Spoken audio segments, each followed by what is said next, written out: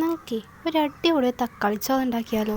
അതിനാദ്യം ഉരുളക്കിഴങ്ങ് കുനുകുനാന്ന് അരിഞ്ഞിട്ട് അരിപ്പൊടി, മുളക് പൊടി, മഞ്ഞൾപ്പൊടി, ഉപ്പുപൊടി ഇതെല്ലാം കൂട്ടിയിട്ട് ഒന്ന് കുഴച്ച് വെച്ച് കൊടുക്കണേ. പിന്നെ വെളുത്തുള്ളിയും ഇഞ്ചിയും ഒന്ന് ചതച്ചെടുത്ത് സവാള ഒന്ന് അരിഞ്ഞെടുത്തതിന് ശേഷം ഈ ഉരുളക്കിഴങ്ങ് കുഴച്ച് വെച്ചത് ഒന്ന് വറുത്തെടുത്ത് മാറ്റി വെക്കണം. അതേ ചട്ടിയിലേക്ക് ഒരിത്തിരി എണ്ണയും കൂടി ഒഴിച്ചിട്ട് പട്ട ഒടിച്ചിട്ട് പിന്നെ പെരുംജീരകം പൊടിയും കൂടെ ചേർത്ത് കൊടുക്കുന്നുണ്ട്.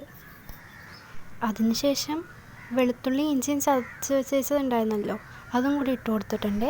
അതിൻ്റെയൊക്കെ ഒരു പച്ചമണം മാറുന്നവരെ ഒന്ന് വാട്ടി കൊടുക്കണേ. പിന്നെ ഈ സമയത്ത് ആവശ്യത്തിന് ഉപ്പ് ഇട്ടൊന്ന് ഇളക്കി കൊടുക്കുക.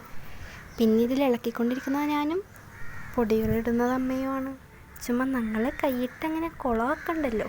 ആ പച്ചമണമൊക്കെ ഒന്ന് മാറുമ്പോഴേക്കും നമുക്ക് സവാള, പച്ചമുളക്, വേപ്പില ഇതൊക്കെ ഇട്ടിട്ടൊന്ന് ഇളക്കി കൊടുക്കുക. എന്നിട്ട് ഈ സവാളയൊക്കെ ഒതുക്കി വെച്ചിട്ട് പിന്നെ പൊടികളുടെ മേളമാണ് മഞ്ഞൾപ്പൊടി, മല്ലിപ്പൊടി, മുളക് പൊടി, മസാലപ്പൊടി, അങ്ങനെ പൊടികൾ മൊത്തം ചേർത്തിട്ട് അങ്ങോട്ട് ഇളക്കി കൊടുക്കുക. എന്നിട്ട് നടുക്ക് ആ പൊടികളെല്ലാം ഇട്ട് മൂപ്പിച്ചതിന് ശേഷം ആ സവാളയും കൂടി എല്ലാം കൂടി ഇട്ട് അങ്ങോട്ട് ഇളക്കി കൊടുക്കുക.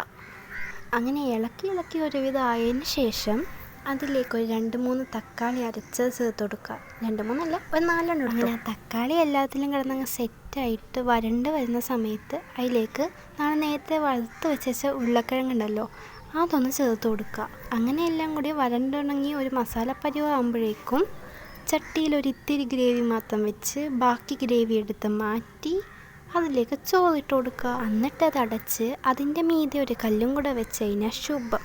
കുറച്ച് നേരം കുക്ക് ചെയ്തെടുത്ത് കഴിഞ്ഞാൽ സംഗതി റെഡി. അപ്പം ഇന്നത്തെ എല്ലാവർക്കും ബൈ.